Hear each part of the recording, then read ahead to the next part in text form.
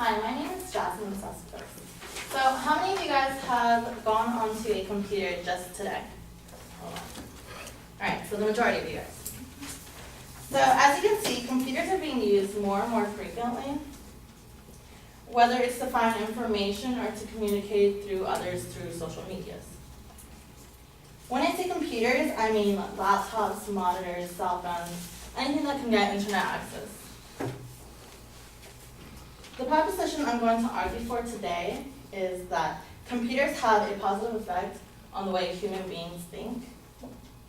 I'm going to prove that computers have a positive effect on the way we think by telling you how the accessibility of computers make it easier to gather information, such as reading books and articles online, to learn new information, and to get direct answers without replicating something. Number two is how the internet access creates different styles of learning, which can strengthen knowledge and communication, such as multimedia programs and emails and everything. And finally, third, internet access to information will improve education. Through the learning tools in schools from kindergarten to 12th grade, they have new things that we can learn and obtain information much easier through technology. So my first point is that since computers are quick and accessible, it makes it easier for people to get information. Online books and articles are available for people to receive and learn new information. Some class courses even offered at Cal Poly that are online for students. And this makes it more available for just everybody, not just our college, but many colleges as well. An example would be, Bio 115 actually offers a book called Principle of Life, so you can go on to a website called Course Smart and read your textbook through a computer. According to Alexandra Alter, she wrote in 2012, e-text allows people to read things closely, understand, underline passages, and scroll notes into the margins. This allows the brain to understand and process things more easily.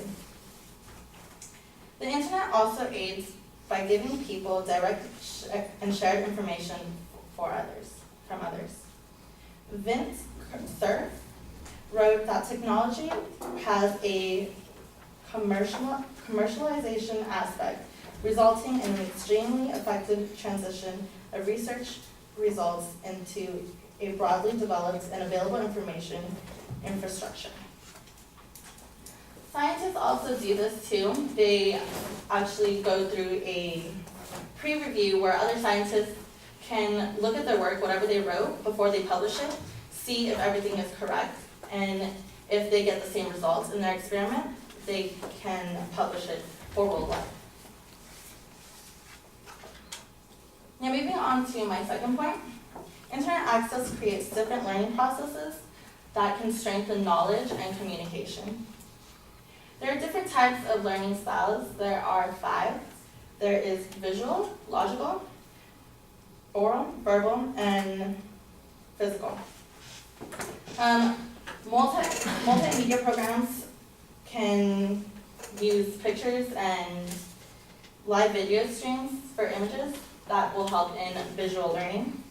An example would be YouTube. Even one of our own classmates in his debate, he said how he went on YouTube and just typed in how to, and he saw how to do a certain thing for his Jeep that he needed to construct.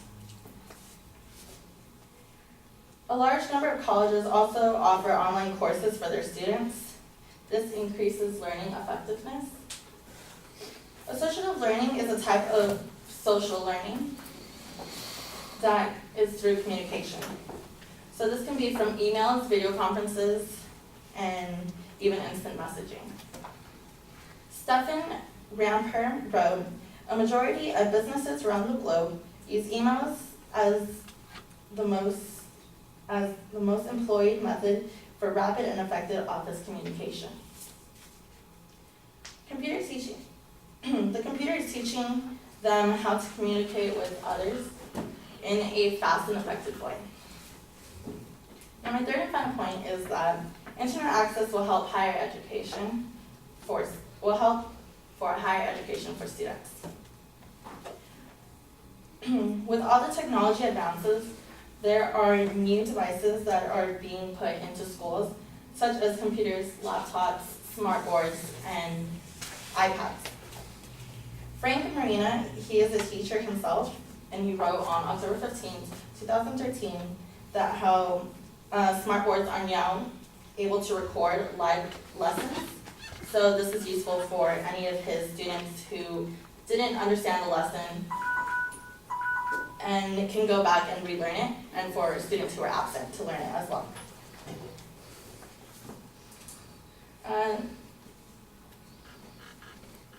There is now a transition in learning and obtaining information through technology. In 2012, Mark Persky said that our students have changed radically. Today's students are no longer the people of our education system was designed to teach. He realized that gadgets and technology were taking a part in the new generation's life. And it is helping them engage more too. In conclusion, the accessibility of computers will facilitate for people to receive new information and learn. How internet access creates different learning processes and their own styles that other people are comfortable learning. And how internet access information helps for higher education and students. So having heard what I have said, I hope that you all agree with me that computers have a positive effect on the way human beings think. Thank you.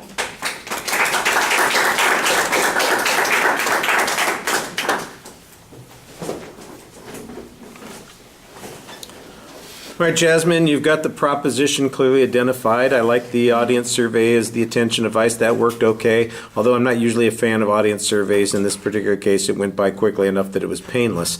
I thought the preview was... Look, there was a preview, and you did indicate that you were going to have 3 supporting points. However, when you presented them in the preview, the first 2 weren't really phrased as claims, and the third one was definitely phrased as a claim. When you got to the body of the speech, I thought it was a little bit clearer, and in fact, I know that the second point in that situation was definitely phrased as a claim. So you want to be consistent about that from the beginning. The third point on access is okay, but I think your material needs to be developed a little bit more. The problem that I see with most of the issue here is I'm not sure that there's much controversy about whether or not these things are available. The question is whether or not they are effective. And that's the thing that I think you need a little bit more proof on. You needed something to demonstrate that people's ability to succeed in classes is enhanced by having access to electronic media, that they are more likely to read. For instance, you mentioned the e-books and your ability to write in the columns and make comments and scroll. Well, you can do that with a regular book. Why is it any more likely that somebody would do that with an e-book than with a regular text? There might be reasons why that is the case, but you don't say what they are, and you don't show that there's any evidence to suggest that people use them more. I know from one of the texts that I use that I think people are a little bit more using the text a little bit more in my public speaking classes because of the e-version, but it's not just because it's an e-book, it's because it's got a whole bunch of interactive dialogue and stuff that they can do to review their tests. So that's a little bit extra.